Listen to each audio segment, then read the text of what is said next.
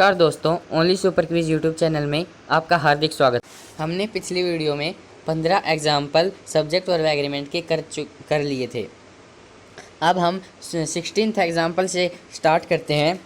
तो 16th example है nothing but roses dash seen here. और मैं आपको इसका रूल नंबर बता दूंगा और डिस्क्रिप्शन में इसकी लिंक दे रखी है। आप उसकी पीडीएफ की लिंक दे रखी है, आप उस पीडीएफ को डाउनलोड करें और उस रूल को देखें अगर आपको कोई डाउट है। तो 16th क्वेश्चन है nothing but roses dash seen here. इसमें एक रूल लग रहा है कि हमने पढ़ा था जब वाक्य में नथिंग बट हो तो जो वर्ब लगेगी वो सिंगुलर लगेगी, चाहे नाउन प्लूरल हो या सिंगुलर।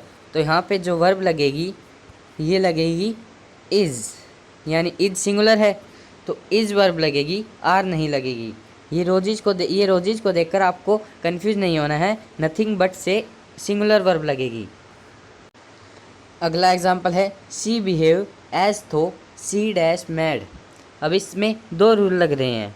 एक हमने रूल नंबर 40 पढ़ा था जिसमें बताया गया था किसी वाक्य में एज हो तो उसका सब्जेक्ट अंडरस्टूड होता है। तो ये सी है, ये अंडरस्टूड है, ये इसमें दे भी रखा है, तो जो वर्ब लगेगी सी के अनुसार लगेगी, यानी सी सिंगुलर है तो वर्ब भी सिंगुलर होगी। अब दूसरा रूल हमने फर्स्ट रूल पढ़ा था कि जो वर्ब लगती है वो सब्जेक्ट के अनुसार लगती है। यहाँ पे सब्जेक्ट सी है, ये सी है तो जो वर्ब लगेगी वो सिंगुलर लगेगी, यानी यहाँ पे वाज का यूज होगा। 18th एग्जाम्पल है she dash note work hard. ये भी ऊपर वाले की तरह है, इसमें भी सब्जेक्ट रूल फर्स्ट लग रहा है। She dash note work hard, subject singular तो वर्ब भी सिंगुलर, यानी नीड्स आएगा, नीड नहीं आएगा। तो example number 19 I wish I dash A bird. अब आपको मैं बता देता हूँ, जब आई के साथ इमेजिनरी सिचुएशन या अपनी इच्छा व्यक्त की जा रही हो तो आई के साथ प्लूरल वर्ब यूज होती है। प्लूरल वर्ब यूज होती है आई के साथ। कब? अब इस एग्जाम्पल में समझिए, आई विश ये अपनी इच्छा व्यक्त कर रहा है, आई डैश ए बर्ड, तो यहाँ पे जो वर्ब लगेगी प्लूरल यानी वर्ब का यूज होगा, आपको याद रहेगा। ये एग्जाम्पल नंबर 20 है the eyes of an elephant dash very small. अगर आपको पता है तो कमेंट में लिखें, मैं बता देता हूँ। एक रूल आया था जब दो नाउन, पहले एक नाउन हो फिर प्रीपोजिशन हो, ऑफ है ये प्रीपोजिशन, फिर नाउन हो, तो जो वर्ब लगेगी वो पहले नाउन के अनुसार लगेगी, दी आइज के अनुसार, यानी यहाँ पे आर का यूज होगा ना कि इज का। आपको समझ में आ गया? समझ में आया तो कमेंट करें। अब बढ़ते हैं एग्जाम्पल नंबर 21 की तरफ। एग्जाम्पल नंबर 21 है दी पुअर डैश मिसरेबल। हमने एक रूल पढ़ा था, मेरे याद नहीं आ रहा है उसका रूल नंबर, पर मैं आपको वो रूल बता देता हूँ। यदि सेंटेंस में the poor, the rich, the disabled और दी फ्रेंच या दी इंग्लिश हो तो जो वर्ब लगेगी वो प्लूरल लगेगी, यानी यहाँ पे जो वर्ब लगेगी ये प्लूरल होगी, यानी यहाँ पे आर का यूज़ होगा। समझ में आ गया? एग्जाम्पल नंबर 22 है every boy and every girl dash goat N orange.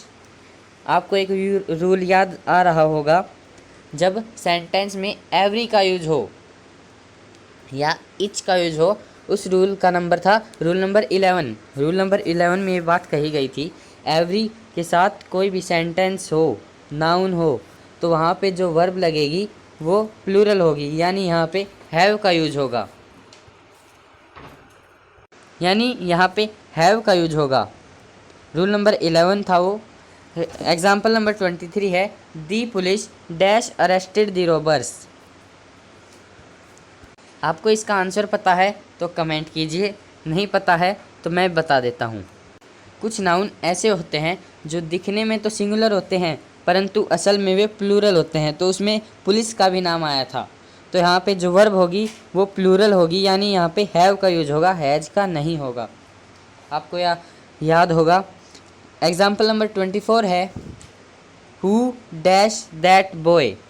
ये तो बहुत ईजी है, दैट है सेंटेंस, तो इससे पहले जो वर्ब लगेगी वो नाउन के अनुसार लगेगी। नाउन सिंगुलर है तो सिंगुलर लगेगी, प्लूरल है तो प्लूरल लगेगी। अब ये बॉय क्या है, ये सिंगुलर है या प्लूरल? ये सिंगुलर है, तो यहाँ पे जो वर्ब लगेगी सिंगुलर लगेगी, यानी यहाँ पे आर नहीं इज का प्रयोग होगा। समझ में आया? नीचे है हु डैश दोज गर्ल्स, ये भी ऊपर वाले एग्जाम्पल की तरह ही है। दोज गर्ल्स, अब गर्ल्स प्लूरल है तो यहाँ पे जो वर्ब होगी वो प्लूरल होगी, यानी यहाँ पे इज का नहीं आर का यूज होगा। ये आपको समझ में आ गया? अगला एग्जाम्पल है दी इंडियंस डैश लेबोरियस। अब ये एक प्लूरल नाउन है तो यहाँ पे जो वर्ब होगी ये प्लूरल होगी, यानी are, the Indians are laborious. अगला एग्जाम्पल है walking dash good for health. आप कमेंट में कीजिए इसका answer. Walking dash good for health. तो इसमें जो रूल लग रहा है हमने पढ़ा था, जब सेंटेंस में इन्फिनेटिव, जिरंड इत्यादि का प्रयोग सब्जेक्ट के अनुसार हो तो वर्ब सिंगुलर लगेगी। यानी हमने एग्जाम्पल भी देखा था swimming is good for health, वैसे ही है walking is good for health, यहाँ पे वर्ब आएगी सिंगुलर, यानी इज का प्रयोग होगा। अगला एग्जाम्पल है drinking and gambling dash bad habits. आप कमेंट में कीजिए इसका आंसर। में गैम्बलिंग का मतलब होता है जुआ खेलना, गैम्बलिंग का अर्थ होता है जुआ खेलना, और गैम्बलर का अर्थ होता है जुआरी। आप इसका आंसर बताइए। Drinking and gambling dash bad habits, इसके ऑप्शन इज और आर हैं। इसका राइट आंसर होगा आर। यहाँ पे जो वर्ब आएगी वो आर, ARE, आर वर्ब का यूज होगा यहाँ पे, क्योंकि जब दो नाउन एंड से जुड़े हों तो वर्ब प्लूरल आती है। अगला एग्जाम्पल है what he said dash no heard. ये बहुत ईजी है, इसमें सब्जेक्ट के अनुसार वर्ब का प्रयोग होगा। तो सब्जेक्ट क्या है? ही इज़ द सब्जेक्ट, तो जो वर्ब होगी वो कैसी होगी? ही के अनुसार। ही सिंगुलर है तो वर्ब भी सिंगुलर। समझ में आ रहा है? अगला एग्जाम्पल है most of the mango dash rotten. हमने एक रूल पढ़ा था, मोस्ट ऑफ दी के बाद सिंगुलर नाउन या अनकाउंटेबल नाउन हो तो सिंगुलर वर्ब का यूज होता है। यानी अगर ये मैंगो है, ये सिंगुलर है तो वर्ब कैसे आएगी? सिंगुलर। बहुत ईजी था। अगला एग्जाम्पल की तरफ बढ़ते हैं। अगला एग्जाम्पल है most of the mangoes dash rotten. Most of the mangoes dash rotten ऊपर वाले की तरह हैं। कमेंट में कीजिए इसका आंसर। अगर आपने आर लिखा है तो बिल्कुल सही है। अगर मोस्ट ऑफ के बाद, मोस्ट ऑफ दी के बाद प्लूरल काउंटेबल नाउन आए तो वहाँ पे जो वर्ब होगी वो प्लूरल होगी, यानी आर का यूज होगा। यहाँ पे जो वर्ब लगेगी ये आर लगेगी। आ गया समझ में? अगला एग्जाम्पल है a lot of apples dash rotten. ये भी ऊपर वाले की तरह है। एप्पल्स है, ए लॉट ऑफ के बाद प्लूरल काउंटेबल नाउन आए तो जो वर्ब लगेगी वो प्लूरल लगेगी, यानी यहाँ पे भी आर का प्रयोग होगा। बहुत ही जी रूल है। 33 है 10 rupees dash note a big sum. अपना आंसर कमेंट कीजिए। तो इसका राइट आंसर होगा is. 10 rupees is not a big sum. इसमें रूल लग रहा है यदि किसी एडजेक्टिव को या किसी क्वांटिटी को निश्चित कर दिया जाए तो उसके साथ सिंगुलर वर्ब का यूज होता है। हमने पढ़ा था कि 100 rupees is not big amount for him, ऐसे ही 10 rupees is not a big sum. Example number 34 है the headmaster and secretary dash present. ये तो बहुत ईजी है।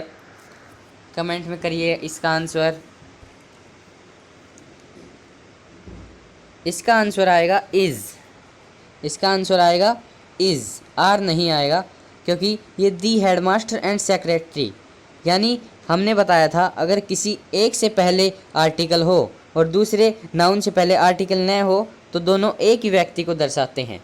यानी जो व्यक्ति हेडमास्टर है वही सेक्रेटरी है। तो ये एक ही व्यक्ति के बारे में बता रहा है और एक व्यक्ति के साथ सिंगुलर वर्ब, तो यहाँ पे इज का यूज होगा ना कि आर का। अगला एग्जाम्पल है नाइदर नीतू नोर हर सिस्टर्स डैश लेजी। इसका आंसर कमेंट में करिए आप। नाइदर नीतू नोर हर सिस्टर्स डैश लेजी, तो इसका आंसर आएगा इज। इज कैसे आएगा मैं बता देता हूँ। इसमें रूल लग रहा है यदि किसी सेंटेंस में नाइदर नोर है तो जो वर्ब लगेगी वो पहले नाउन के अनुसार लगेगी, यानी पहले सब्जेक्ट। पहला सब्जेक्ट नीतू, यानी नीतू सिंगुलर है तो वर्ब भी सिंगुलर। ये रूल याद रहेगा आपको। आपने अगर इस पूरी वीडियो को देख लिया तो आपको सब्जेक्ट वर्ब एग्रीमेंट में कोई डाउट नहीं रहेगा। अगले एग्जाम्पल को पढ़ते हैं। Not only the lame boy but also his parents dash sad. इसका आंसर लिखिए आप। अगर आपने सब्जेक्ट वर्ब एग्रीमेंट की वीडियो को ध्यान से देखा है तो ये रूल तो आपको याद होगा। इसका आंसर आएगा आर। हमने रूल पढ़ा था यदि किसी सेंटेंस में नॉट ओनली बट एल्सो का यूज हो रहा है तो जहाँ पे वर्ब भरनी है उसके पास वाले नाउन के अनुसार भरी जाएगी। पास वाला नाउन पेरेंट्स, पेरेंट्स है प्लूरल तो वर्ब भी प्लूरल, इज नहीं आर। समझ में आ गया।